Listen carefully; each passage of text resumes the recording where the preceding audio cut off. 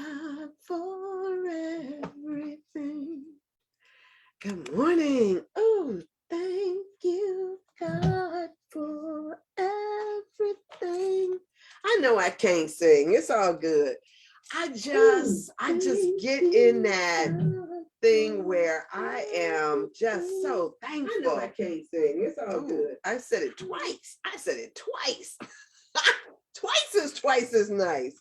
So whatever.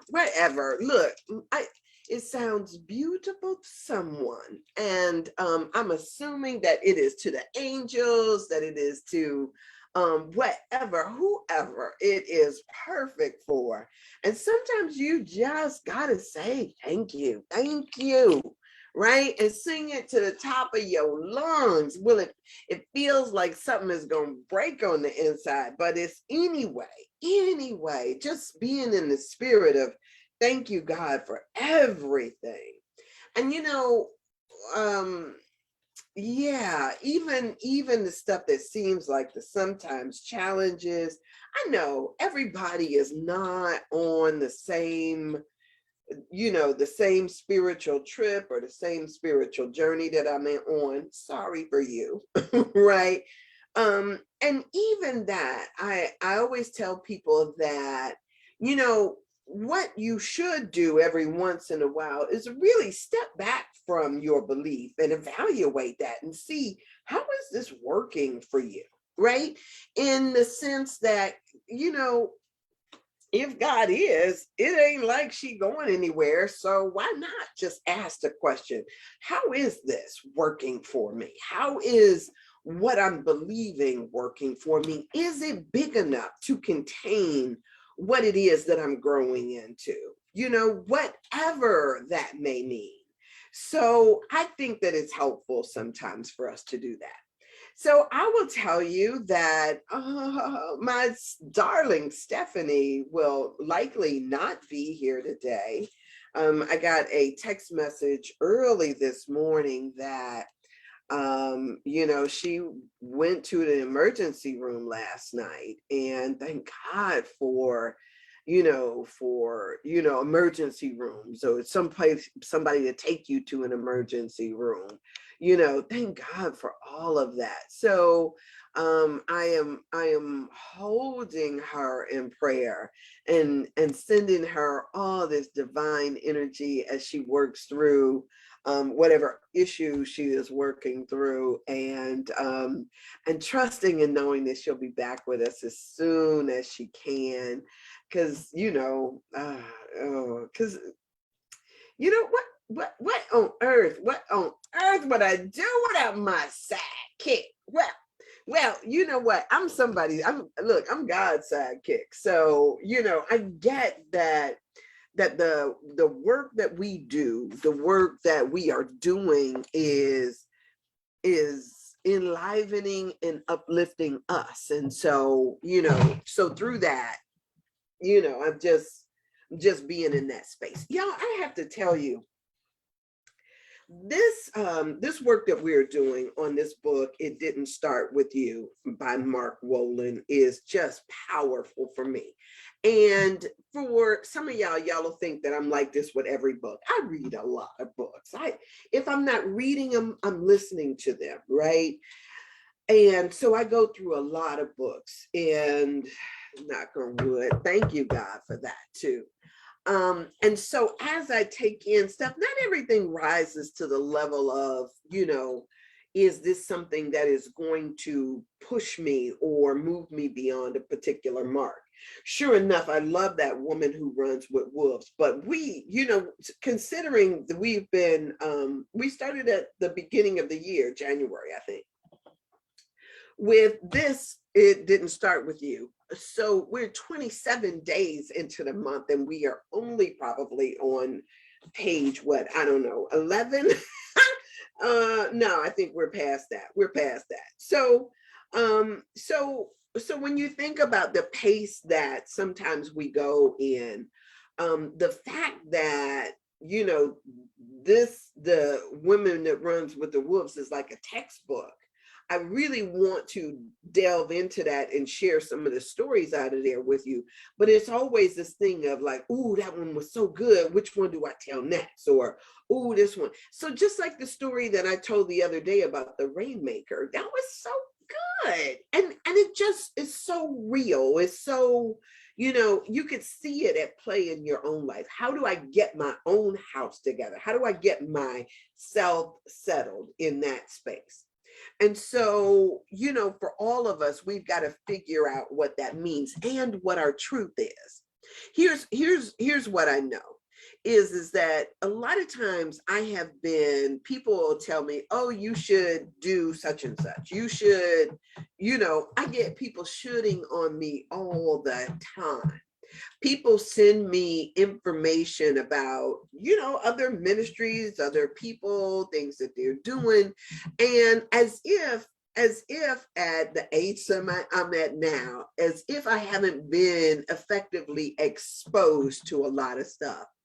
And so while there are things like, say, for instance, there are things at this level that I can just reach out and grab onto, I'm not reaching for this level. I'm reaching up, and I'm stretching. And so when I come and I find new material that stretches me, that gives me a new way of seeing the world. So like I was saying the other day to Stephanie when she was here, that, as many times as I have, because I've taught the Course in Miracles, and as many times and as often as I've taught that work and worked through that workbook, part of the scientific stuff that I am reading because of epigenetics and trauma and all of that stuff, part of the scientific stuff. And even I've read this book, Fear of a Black Universe by, who knew that it was I saw all these people that were talking about the books. I was like, okay, let me check this book out. And it's an astrophysicist, cosmologist guy who wrote this book. And as he's going through this, he was talking about how a lot of times what we do is we get in institutions of higher learning or get with other clusters of people and fight over the same crumbs, like sit there on the table looking at the same scenario and trying to work it out through that. And he says is that because he is not out in space, he says that a lot of the work that he found that he had to do was work within, like he had to go internalize this and go into the imaginal realm. And as he imagined, he then began to create new stuff, not down here in the crumbs, but up here in the cosmos. And so sometimes what we don't do is we don't recognize that there is something more. So we can talk about the Bible. The Bible is an amazing, wonderful book. But if you are of the mindset that God spoke and is not speaking every single day still, then you have limited yourself to the crumbs.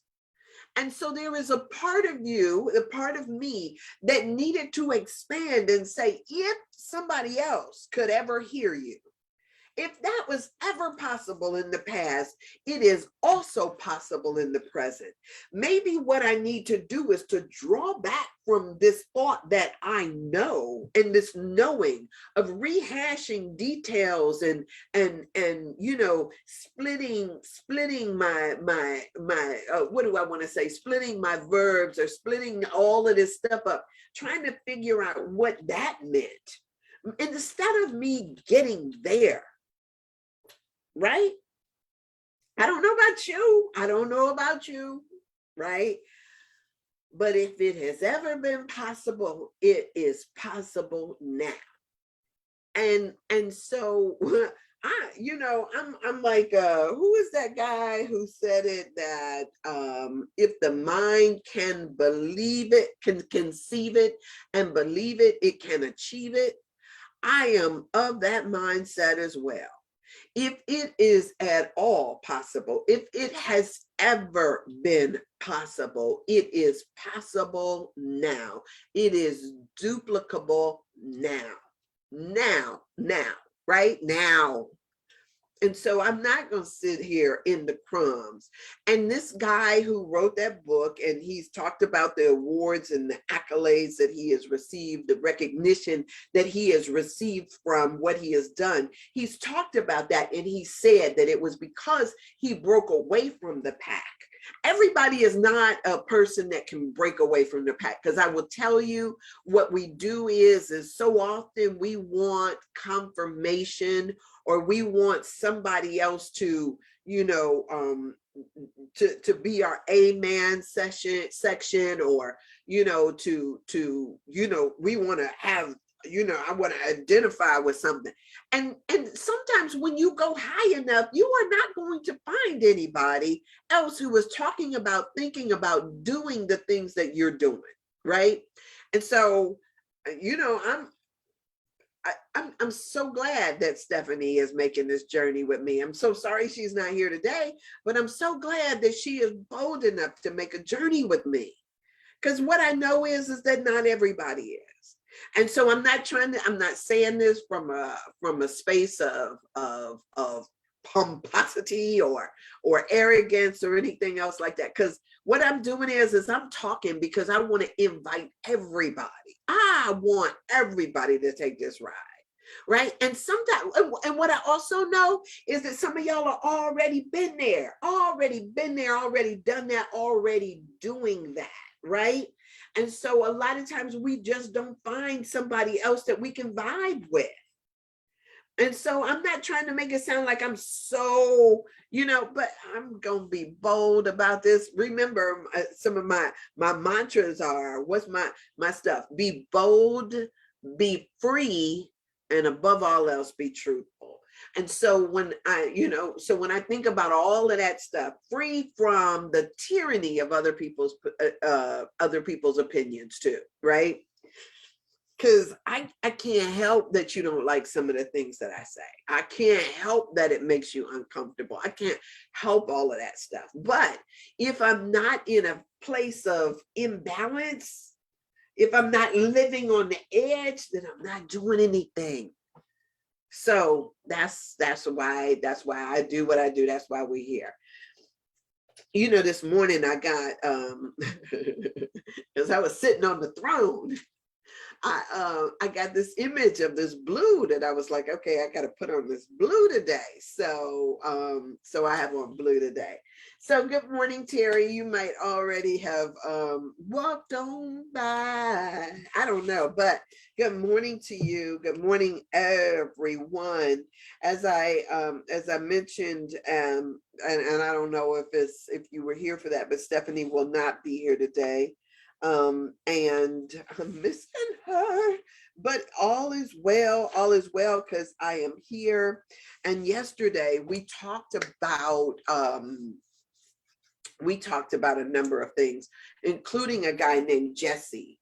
And in this particular book, we are talking about epigenetics, and epigenetics is this is how our life experience, and a lot of times we talk about trauma, how trauma can inform our genomes. So if, say for instance, if we all have DNA that is specific to us.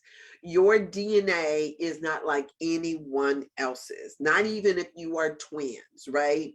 You have you have similar things, but it changes. So all of that stuff changes, and so it informs who you are.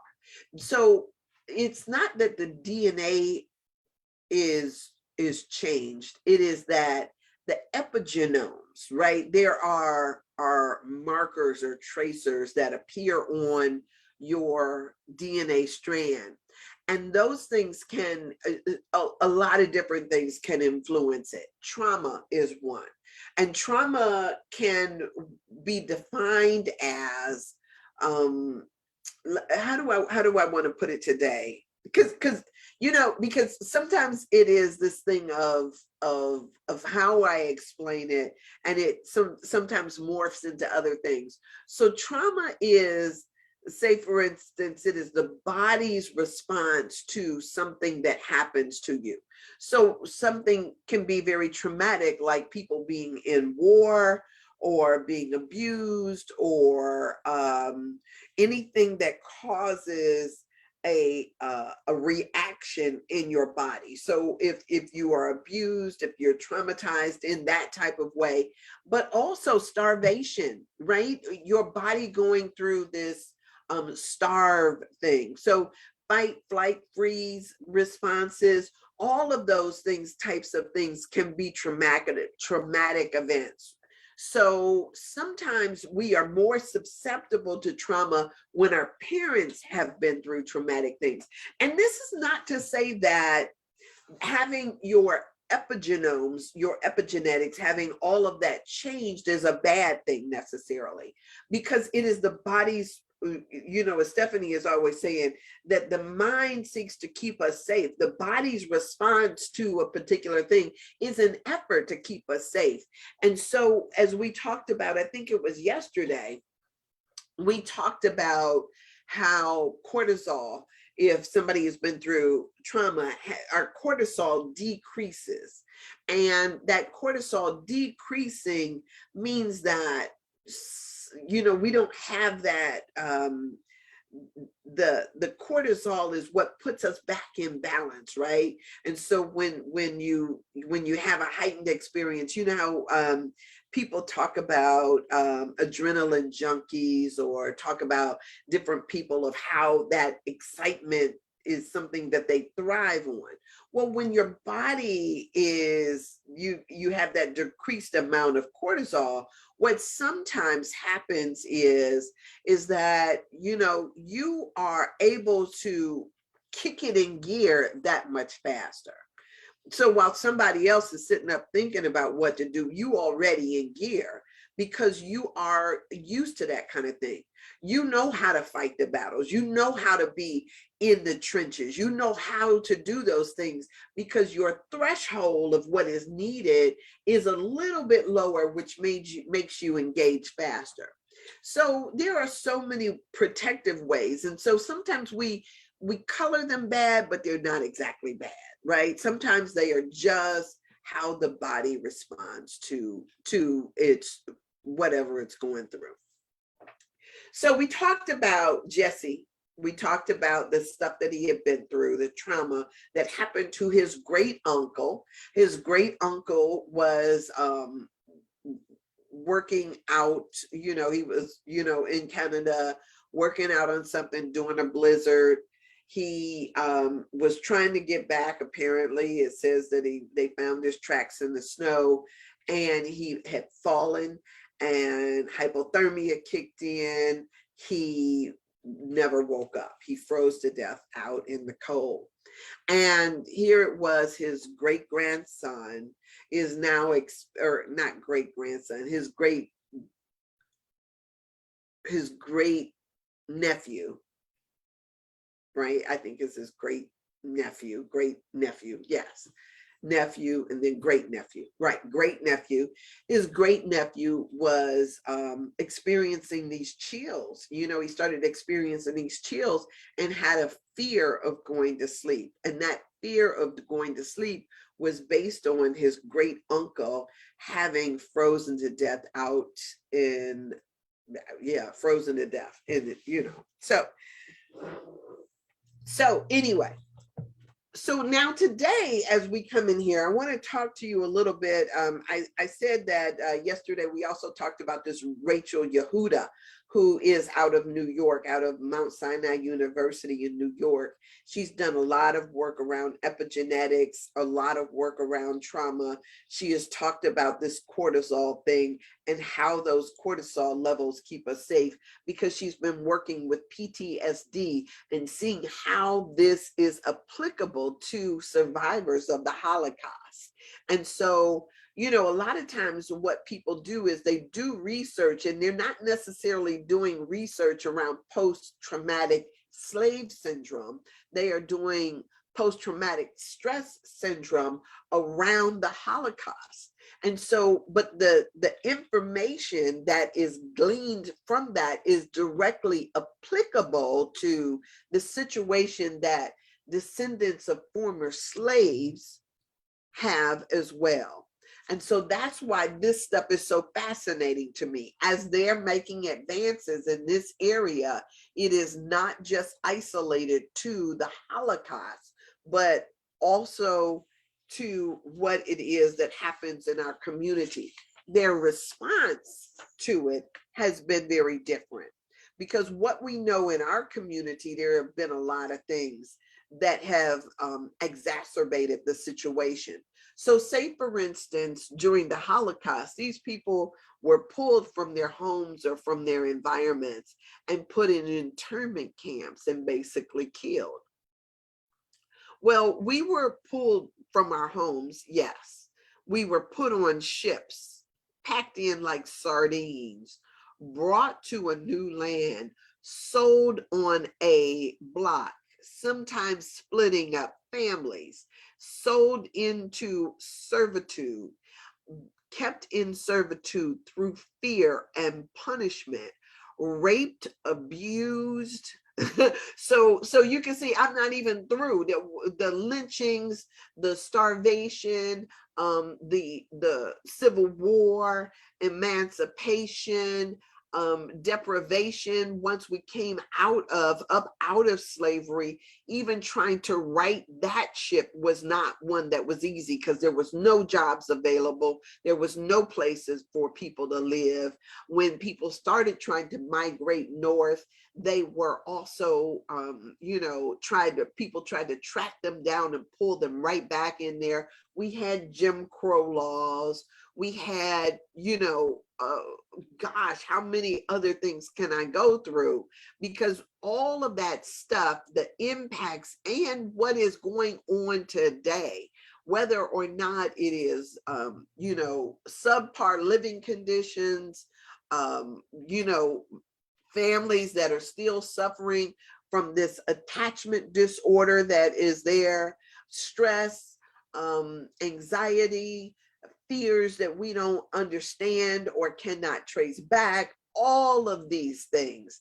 It is a continuation and amplification. That is not to say that Jewish people have not experienced the degree of racism that we have, but what they have done with it has been really different. So whereas we sometimes reject our own, sometimes we just withdraw because out of fear, out of protection, all of that stuff. Sometimes we have problems with the connectedness that compounds issues. So if human beings have to survive through nurturing, right?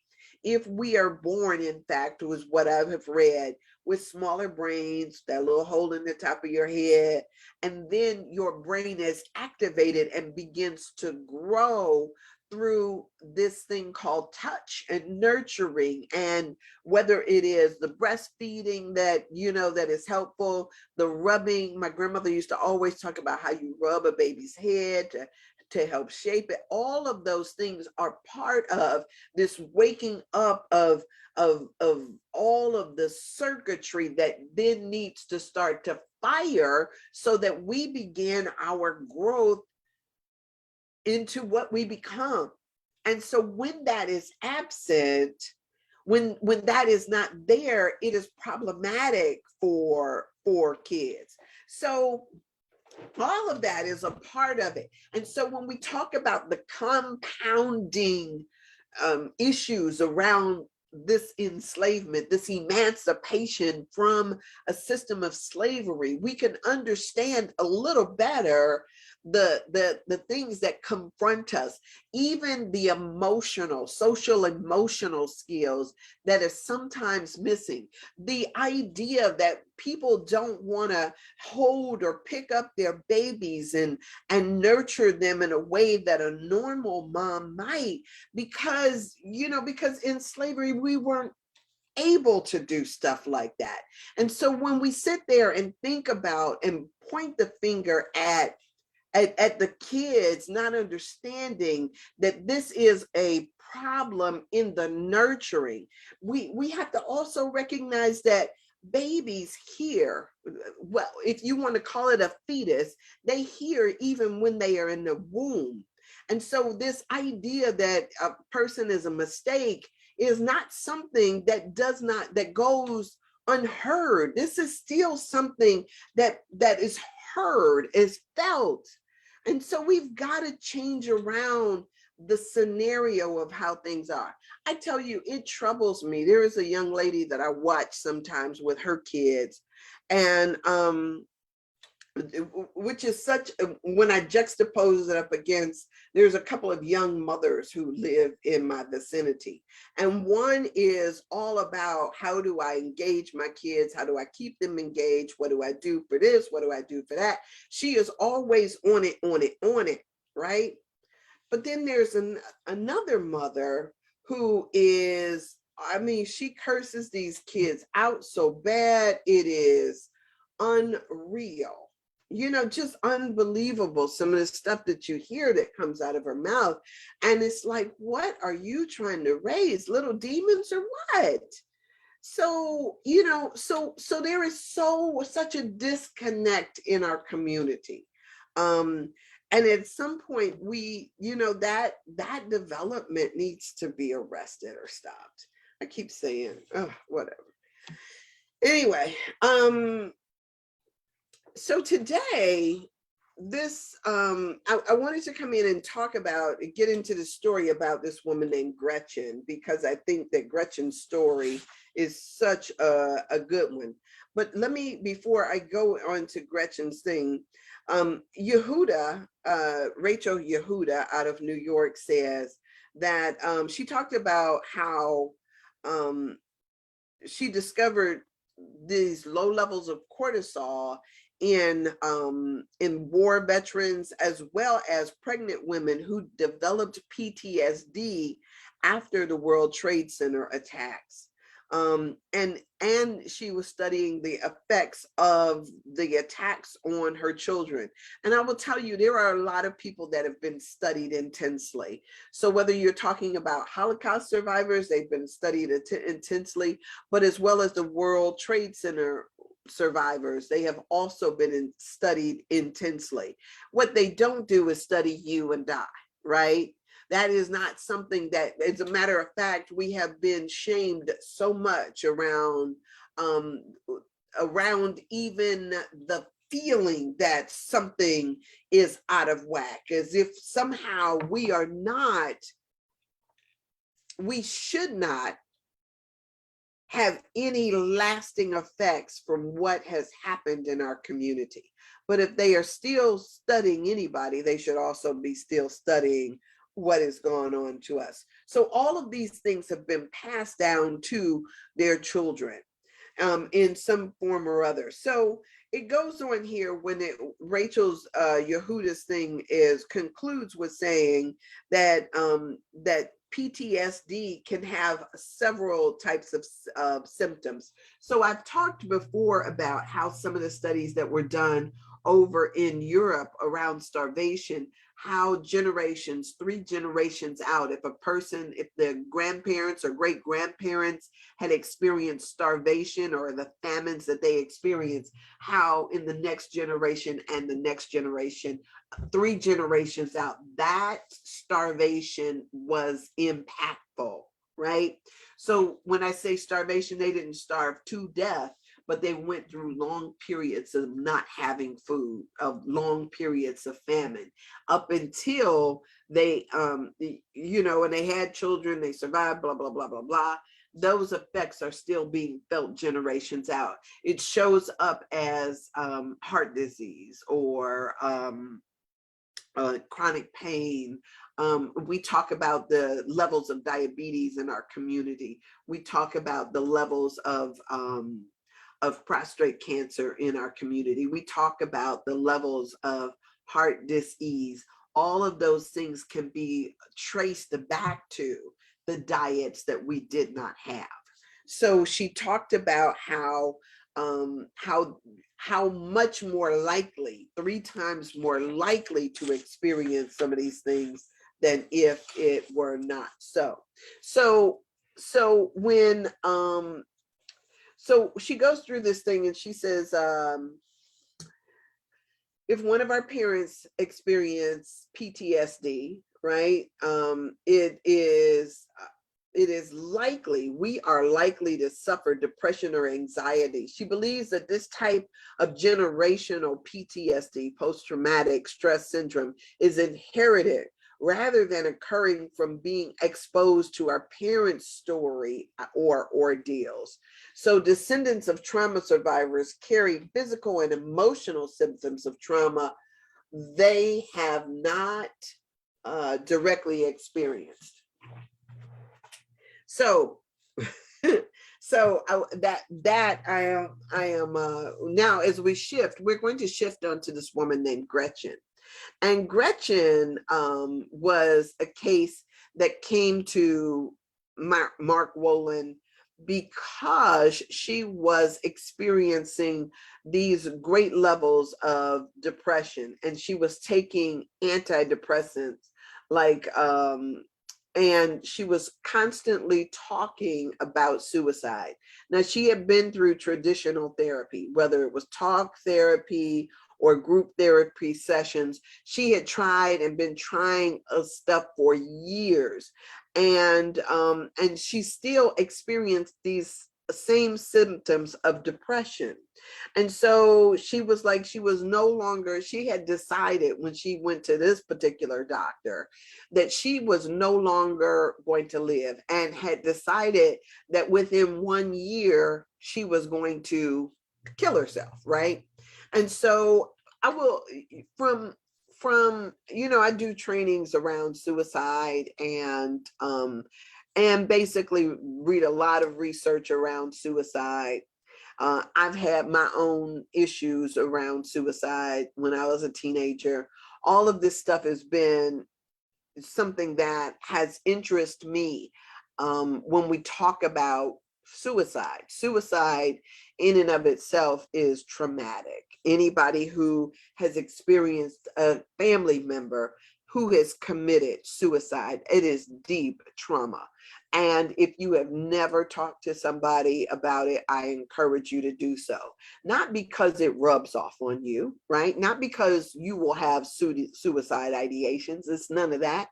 But what I will say is that when somebody commits suicide, everybody feels as if I should have seen something. I should have done something. I should have been there to help.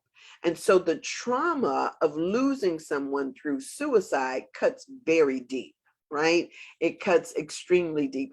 Any kind of unexpected loss can cut deep, but suicide in particular, because there is always this self-incrimination that we go through when it happens on our watch, especially if it is somebody close to us. We never feel like we've done enough. There was a guy who lived in another state, and he had asked me out on a date, and I did not go. Number of reasons, right? I talked about my trauma yesterday. I talked about some of my family drama yesterday. And so for whatever reason, I never went on this date with him. I will say that I could talk about it in traumatic ways and talk about what my trauma has done for me. I can tell you what it's kept me from. And I want to say that I have the idea, the impression that I got a bullshit meter that never ever sleeps, and that can identify stuff before you can create stuff. And so I could put it in those terms to make it seem like it's all, flowery and perfect and good. But the reality of it is that sometimes it keeps me from particular experiences that I might otherwise have. Anyway, this guy who had asked me out on a date, I did not go out on a date with him. Eventually, it was a while afterwards, found out that this man ended up committing suicide. And even though I had not gone out on a date with him, had not even talked to him over the phone past me meeting him out someplace, I hadn't even had that, that whole thing with him. I knew him to know his name, to know where he was coming and going from, to know little stuff about him, but I didn't know him that intensely. And still, when I found out that he committed suicide, my thought to myself is what could I have done? What role could I have played that might have saved his life? And so I know that when it is somebody who is up close and personal in your life, then that is indeed an extreme trauma.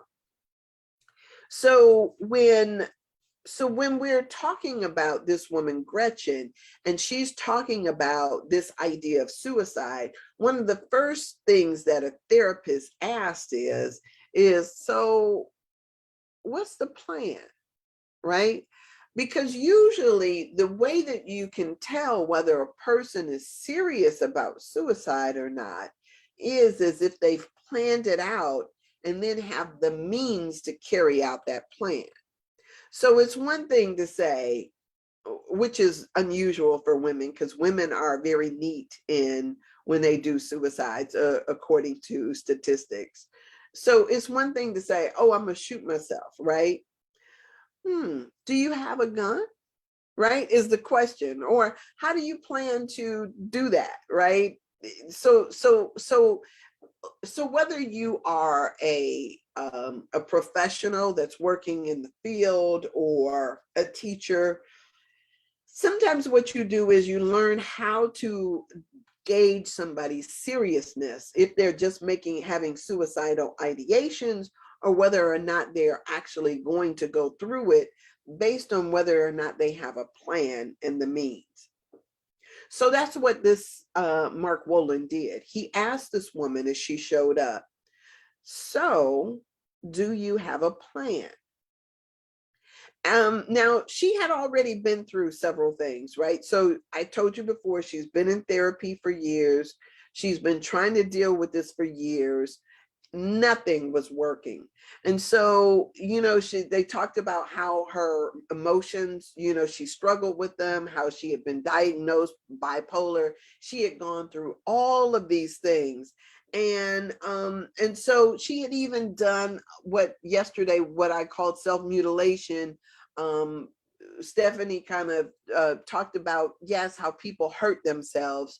They hurt themselves in a number of ways.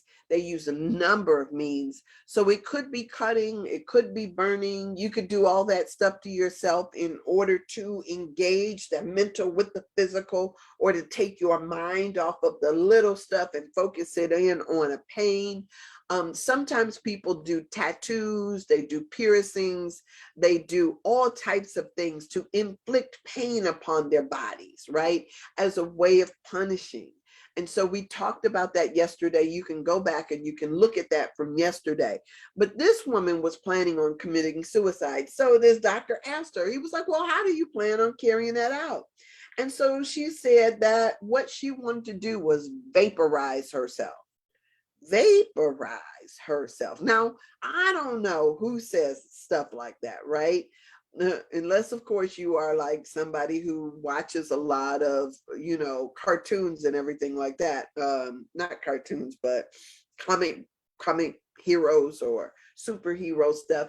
This idea of vaporizing. So he says, well, so once you identify a plan, then do you have the means to carry that out? Well, so her plan is that her brother, she said, worked in a steel mill. And so her plan was to go to the steel mill and take off running and jump into a vat of molten steel. And then in that way, that even before she hit good, that she would be vaporized and killed through that. So now remember, he was talking about watching the words in here. Now, I have a friend of mine who was, suicidal in her thinking. And a lot of that was attached to the things that she had been through in her life. Oh my gosh, it is. Oh, she has been through so much stuff. Anyway, um, so she was talking about committing suicide.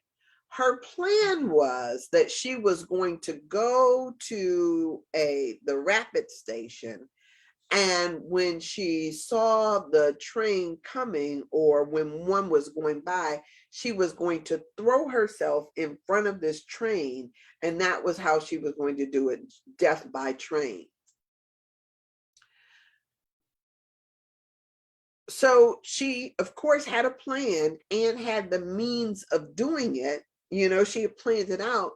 And just so happens that, she was saying goodbye to one too many people, and somebody called the police on her. And of course, since suicide is illegal, she was arrested and then thrown into jail. I have seen people who go to court and get thrown in jail for 30 days for trying to commit suicide, because it is committing murder. Even though it is on yourself, it is still a crime that is punishable by doing some time. So that gives you some time to sit back and think about the stuff that you've been through. Her idea, though, was to be vaporized. And he was talking about not only her having this particular plan, but the lack of emotionality that she felt while conveying to him this plan.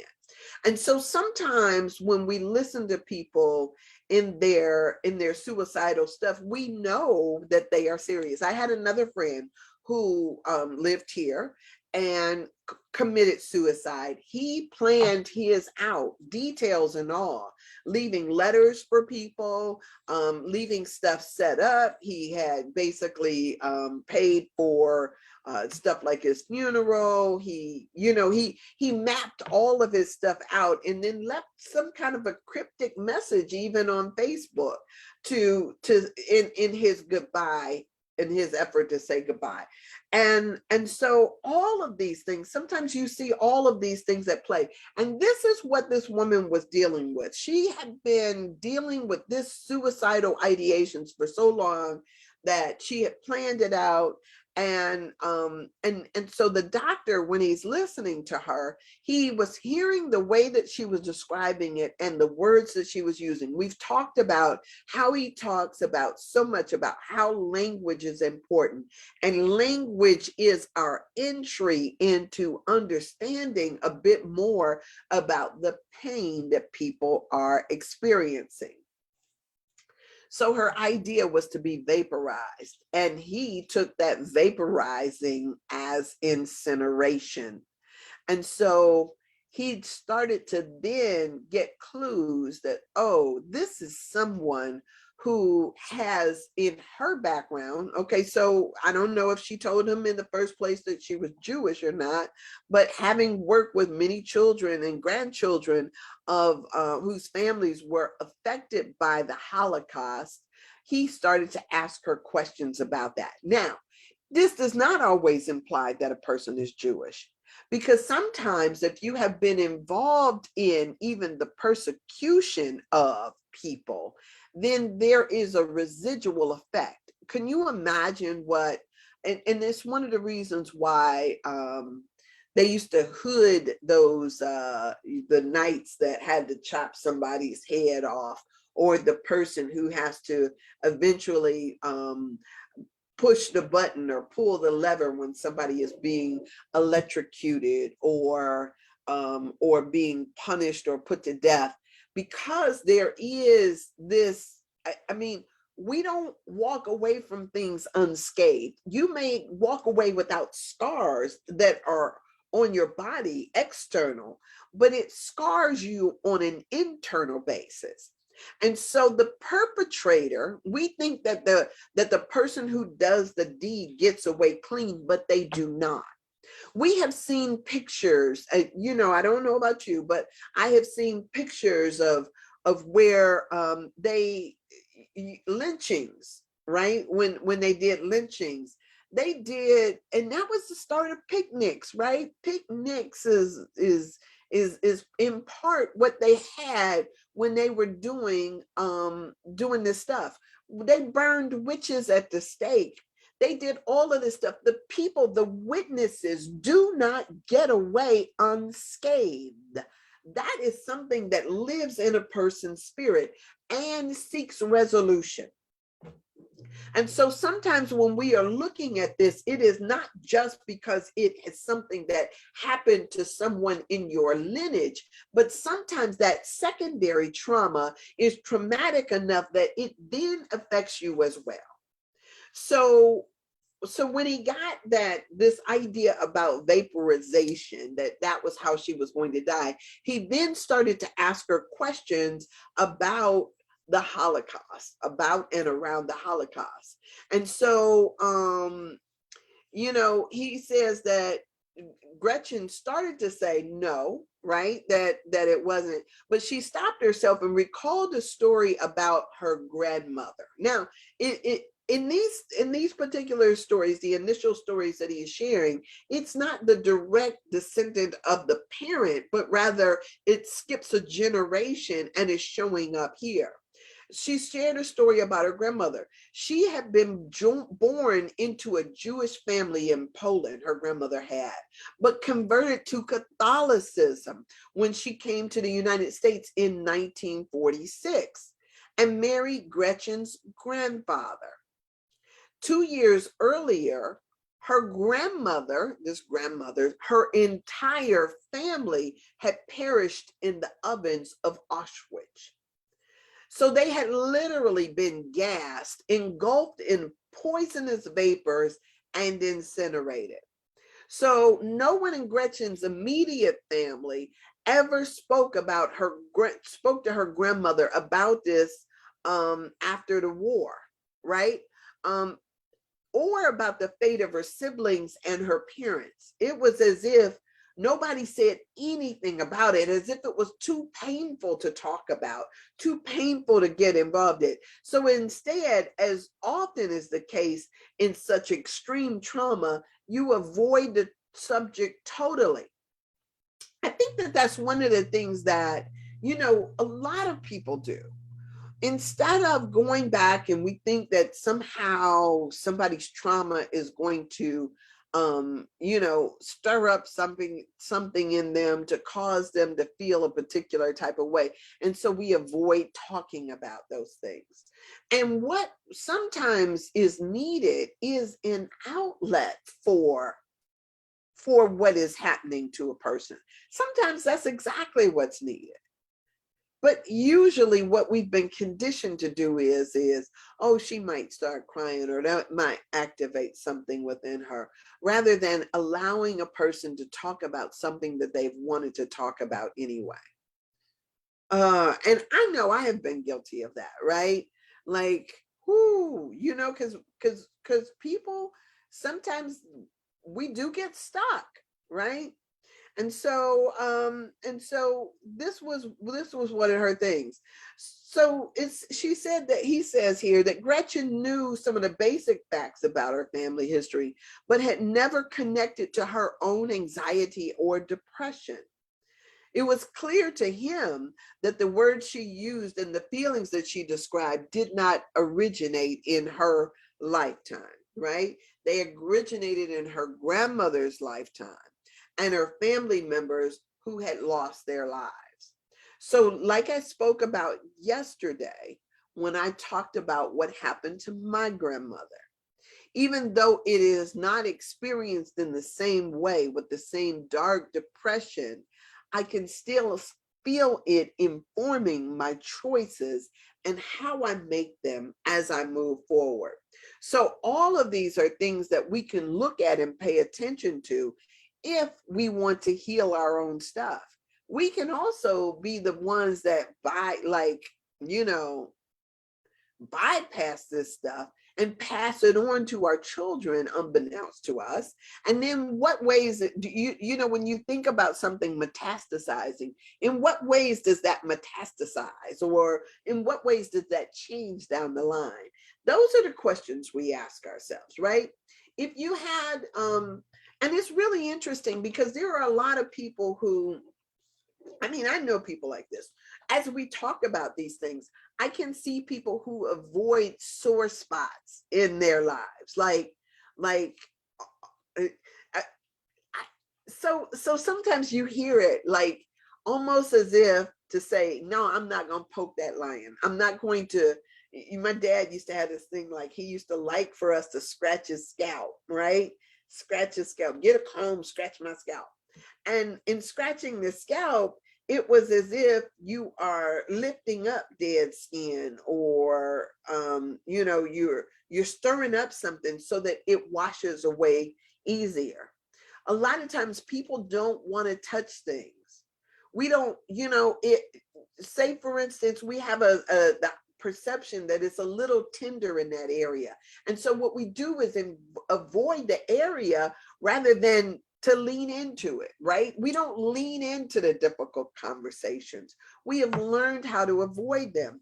Wonder if that avoidance only just delays something that is begging to be healed in their lifetime. We go around people and there are things that we don't even say. If somebody is overweight, we avoid it. Like, we don't see that. We don't talk about that, right? We never lean into it. If somebody is experiencing any number of things, I have a friend who, she was on medication, antidepressants, all of this stuff, but refused to go get help. She refused to talk to somebody because she was saying, oh, they say stuff like, I had to have some trauma, or she doesn't want to talk about her family. She doesn't want to talk about her family history. And so what happens is she goes in there and rather than opening up, what she does is she constricts. And so a lot of times we don't recognize that what we are doing is just delaying something that has to express somewhere. It has to express somewhere. And so if we don't do it, then who will? So he asked her to do some exercises in this regard. He invited her to imagine standing in her grandmother's shoes, right? And so he kind of put some footprints down and he asked her to stand on there. And this is like this is a physical way of doing something, right? Stand on this spot and let's see how you feel. And as if, right? What do you think if you were her? What do you think you would feel? If my entire family was killed and I was the only one left, oh my God. A lot of times men who come back from war and they are survivors, the only survivor in their platoon, it's almost like, why didn't they take me too? Nobody wants to be the lone survivor. I mean, I guess you could be, but it's traumatic to be. And so then what is that feeling? Like, is everything now dependent upon you? Sometimes we see this even in our own family structures. Like say for instance, like I didn't have any children, but had I had children, my children probably wouldn't have the last name that I have. And so people would say, hey, who's going to carry on the family name? Who's going to carry on this family line? And so sometimes people feel the pressure of producing based on this idea that this family line necessarily needs to continue. I mean, in my family, we used to count up the number of kids that were, that were being produced. Are we contributing to that? Are we actually making this go forward? So she was she was being asked to stand in her grandmother's shoes and to think about what she would feel like if she was in her grandmother's place. And so she was, and as her grandmother, if she was feeling as her grandmother. So one was if she was standing in her shoes, and the other is if you were her, what feelings would come over your body. And this was a start of really having a mourning period for what her grandmother and her family had been through. And so the sensation of loss and grief was overwhelming for her. This feeling of isolation and aloneness because she didn't have anybody that she could talk to about this. As a matter of fact, back in the day, it was not something that you went around and broadcast, because how terrible is that? You remember in this country where we have over the years demonized certain groups of people. Heaven forbid you be thought to be a communist, or heaven forbid you be caught doing certain things, because people just didn't want to talk about it. We saw in that movie Hannibal, the shame of a family when their person in their family was hung. Well, imagine the shame or the feelings around being lynched in the South. Not only being lynched, right, if it was one of your family members, but if you were an onlooker and could not do anything. If we talk about what happened to George Floyd and all the people who received secondary trauma by watching that event unfold, especially if you were on the scene and could not do anything about it. I just can't even imagine what that would do to you, what it would do to your children and your children's children, by witnessing something so heinous, an atrocity so heinous that it renders you incapable of processing it in a reasonable and rational way. So in order to process the trauma, he says it's often helpful for clients to have a direct experience of the feelings and sensations that have been submerged in their own bodies, right? Feelings that have been submerged. A lot of times you don't even know that it's living in your body. You just know that, whoo, I'm depressed. I'm feeling scared. I'm feeling isolated. I'm feeling alone. I'm feeling helpless. I'm feeling impotent, right? These are all feelings that somebody might feel. She realized that her wish to annihilate herself was deeply intertwined with the loss of her family members. And she realized that she had taken on some elements of her grandmother's desire to die. As Gretchen absorbed this understanding, seeing the family story in a new light, her body began to soften. I gotta take a sip. I woke up this morning parched. It was interesting. Her body began to soften, and something inside of her that had long been coiled up was now beginning to relax. And it's amazing what awareness can do for you.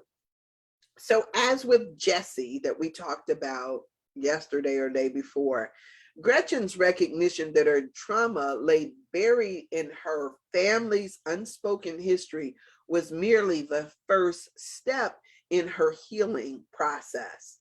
An intellectual understanding by itself is rarely enough. So, say for instance, I got an intellectual understanding of the dynamics that was playing out in just that one portion of my family.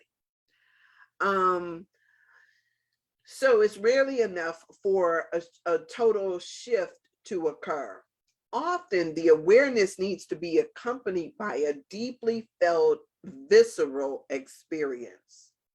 We'll explore further the ways that healing can become fully integrated as we move forward through this. But for me, I am looking forward to thinking through, and working through some of the ways in which I can release that trauma out of my experience. That's not to say that I'm going to say, oh, grandma, go away. I don't want to deal with this. But let me learn from your experience. Let me understand. And I think to some degree, I am armored up.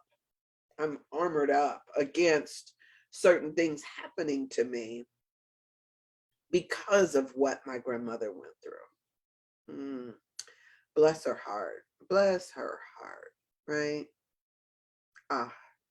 Anyway, so that is it for today.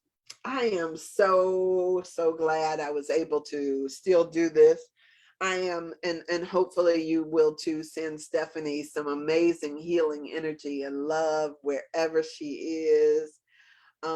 Yeah, just, and knowing that all things are just working out right here, right now. She is, whew, build back better, right? Build back better. So, I'm trusting that all is coming together for her divine highest good, as well as for yours.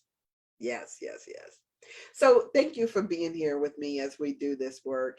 It didn't start with you. It's the book we are doing by Mark Wolin, and yeah, and this is just so good. It's so good. It's so good for me. So I'm hoping and trusting that it's good for you. I hope you have an amazing Thursday.